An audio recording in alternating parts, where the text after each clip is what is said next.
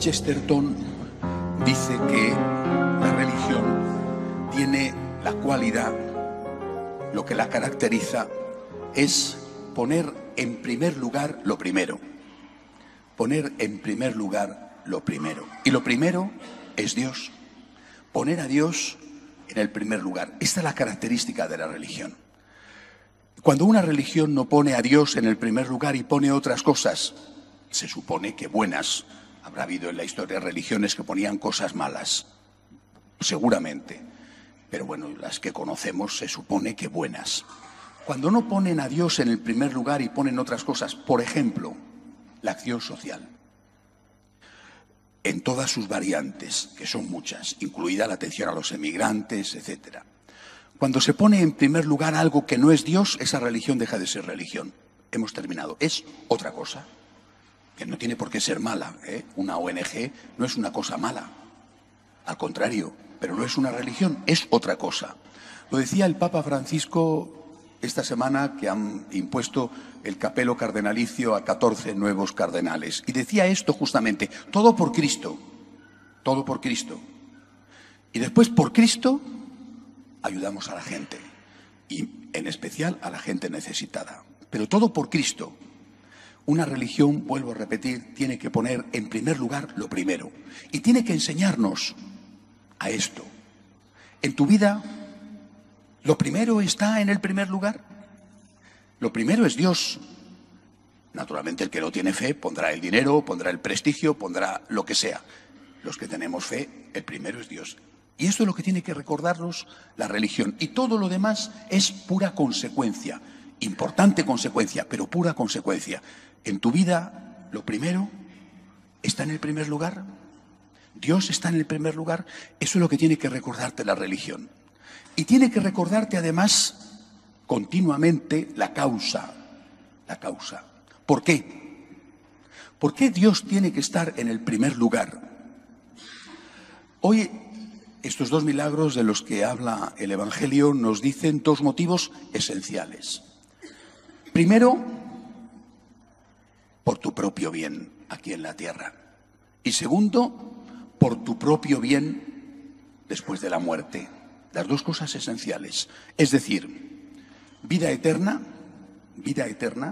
por tu propio bien, dado que hay vida eterna, y si no lo hay, da igual lo que hayas hecho aquí, en un sentido o en otro, por tu propio bien, dado que hay vida eterna, pon a Dios en el primer lugar. Pero también, por tu propio bien en esta vida, que no sabemos lo que durará, pero que comparado con la vida eterna es una minucia, pero que a nosotros nos hace más o menos larga, por tu propio bien en esta vida, pon a Dios en el primer lugar. Vamos los dos milagros de hoy. El primero, precioso milagro. El milagro de esta mujer que dice el Evangelio que tenía flujos de sangre, es decir, tenía hemorragias. Y no precisa el Evangelio el detalle porque no es un libro de medicina. El Evangelio, una mujer que tenía flujos de sangre, tenía hemorragias. Por supuesto es una enfermedad, pero también es un símbolo de alguien que está perdiendo la vida, perdiendo la sangre. Estás sin fuerzas, estás sin ánimo, estás deprimido, estás cansado, estás harto. Bueno, estás perdiendo la vida. Y dice, y es un detalle importante, que llevaba 12 años así y que se había gastado en eso toda su fortuna, yendo de médico en médico. Los milagros siempre son hechos históricos, pero siempre son símbolos que significan algo. Esto es algo evidente lo que significa. Esta mujer es cualquiera de los hombres y mujeres de nuestra época, de todas las épocas, que han buscado la felicidad y que la han buscado yendo de médico en médico, de sitio en sitio, haciendo esta experiencia y luego la otra y luego la otra. Y te dicen el yoga, vas al yoga, el reiki y vas al reiki. Y te dicen no hay moral y no hay moral. Y vas perdiendo la salud, perdiendo la vida, gastando tu fortuna, a veces incluso económicamente gastando tu fortuna, pero sobre todo gastando la principal fortuna que es el tiempo, la vida.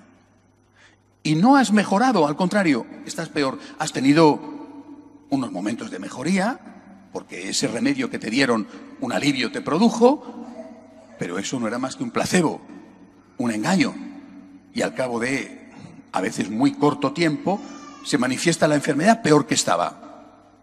Y los síntomas que antes tenía se han recrudecido. Y entonces te cuentan otra cosa. Y vas al otro médico y te saca el dinero, el tiempo. Y durante un tiempo funciona, pero luego de nuevo una recaída, peor que estabas.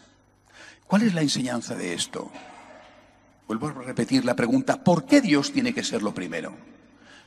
Y puedo dar muchas respuestas a esta pregunta, pero el Evangelio de hoy nos indica que tenemos que dar dos respuestas, o una respuesta a los dos milagros, porque te conviene. No es la respuesta que más me gusta, pero es una respuesta interesante, porque te conviene.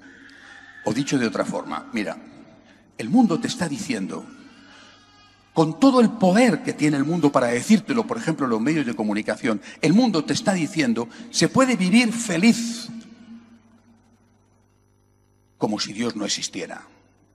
Se puede vivir feliz sin moral ninguna, o con tu propia moral cambiante, acomodaticia. Se puede vivir feliz, no necesitas a Dios para ser feliz.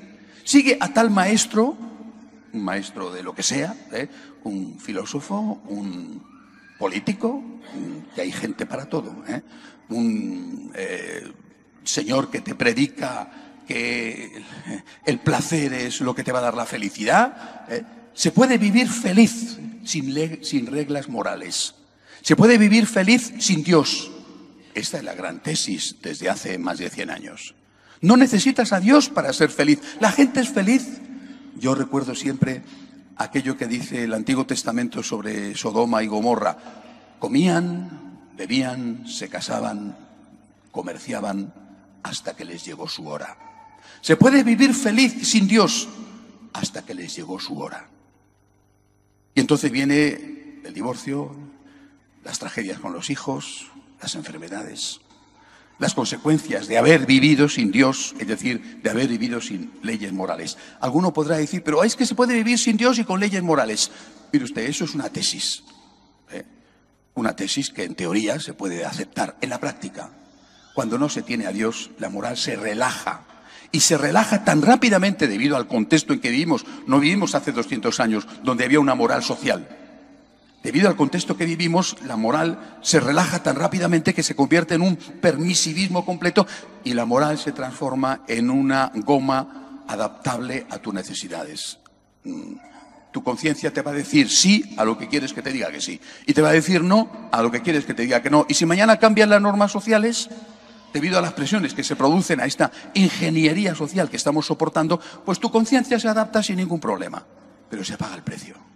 Siempre se paga el precio. Esta es la primera tesis. Esta es la primera idea de este Evangelio. Tú tienes un problema. Tú quieres la felicidad, pero tú estás herido. Tú estás herido. Tienes tu carácter, tus tentaciones, tus caídas, tus pecados. Entonces puedes decir, ¿y por qué esto es un pecado? ¿Y por qué no puedo hacerlo? Pues si todo el mundo lo hace, o mucha gente lo hace, si no pasa nada. Si hoy en día tener normas morales que es algo anticuado, ¿para qué necesito a Dios que me amarga la vida? Puedo vivir feliz como si Dios no existiera. Y te vas de médico en médico y no encuentras la curación que necesitas y te sacan el dinero, es decir, te sacan el tiempo.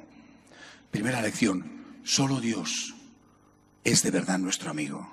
Y solo Dios, y repito, solo Dios, de una forma plena, solo Dios es el que nos ayuda a luchar contra nuestros instintos, contra nuestras tentaciones, contra nuestras heridas que están en nuestra alma, en nuestro cuerpo y que nos están haciendo perder la vida, la sangre. Solo Dios, primer motivo por el cual Dios tiene que estar en el primer lugar. Y luego está el otro, el segundo milagro, la resurrección de una niña de 12 años. Una resurrección que el Señor hizo por un acto de amor a unos papás que estaban desolados por la muerte de su hija. Un acto de amor concreto ante esos padres, pero seguro que había muchos padres que también estaban perdiendo a sus hijos en este momento en Israel o en el resto del mundo. Pero en ese momento él se encontró con un papá que le pedía humildemente ayuda para su hija. Hizo el milagro. Pero ese milagro histórico también tiene una enseñanza, la vida eterna. Hay vida eterna. Dice el Señor delante de la niña muerta, Dice el Señor, manda callar, y dice, no está muerta, está dormida. Está dormida, la niña estaba bien muerta. No está muerta, está dormida. No era un caso de catalepsia, era verdaderamente una muerte. El Señor está diciendo, la muerte es un sueño, hay vida eterna. Es una siesta en la que te despiertas inmediatamente en el otro lado. Hay vida eterna. Este Dios que te da la vida eterna, este Dios que te da la vida en la tierra, es decir, que te permite curar tus enfermedades si estás con Él, si le has puesto a Él en el primer lugar, este Dios te da también la vida eterna con la misma condición. Le tienes que poner a Él en primer lugar. Habrá vida eterna para todos, pero no la misma vida eterna, no la misma vida del cielo. Si quieres vivir la vida del cielo, es decir, si quieres vivir la vida eterna bien, tienes que vivir la vida en la tierra bien. No puedes pretender ser un asesino, un especulador, un canalla, alguien que ha hecho sufrir y después pensar que no va a ocurrir nada. Es reiterativo, hasta la saciedad, las veces que en los evangelios aparece esta idea. Lo que haya después se fragua y se prepara aquí. En función de cómo hayas vivido aquí, te irá después allí. No puedes pensar que aquí puedes ser un sinvergüenza y que te vas a encontrar en el cielo divinamente mirando unas bellísimas puestas de sol junto a la Virgen María. Por lo tanto, la religión es lo que pone en primer lugar lo primero. Dios en primer lugar. ¿En tu vida está Dios en primer lugar? Seguramente todos tenemos que decir no. No. O no lo suficiente. O debería estar más. La religión te ayuda a eso. Pero te dice, ¿por qué? ¿Por qué? ¿Por qué vivir como si Dios sí existiera, en lugar de vivir como si Dios no existiera? ¿Qué es lo que te dice el mundo? ¿Por qué? Porque yo necesito un médico que cure mi alma y que cure mi cuerpo. Lo necesito. Y porque yo quiero vivir para siempre y vivir bien para siempre. Quiero la vida eterna. Lo necesito. Dios es mi mejor amigo. A veces pienso que es mi único amigo verdadero y tengo, gracias a Dios, muchos amigos. Es mi mejor amigo. Escucharle a Él, el médico de mi alma, escucharle a Él y obedecerle a Él, incluso cuando me tira de las orejas, es lo mejor que yo puedo hacer por mí. Y además estoy preparándome para vivir toda la vida con Él en el cielo. Que así sea.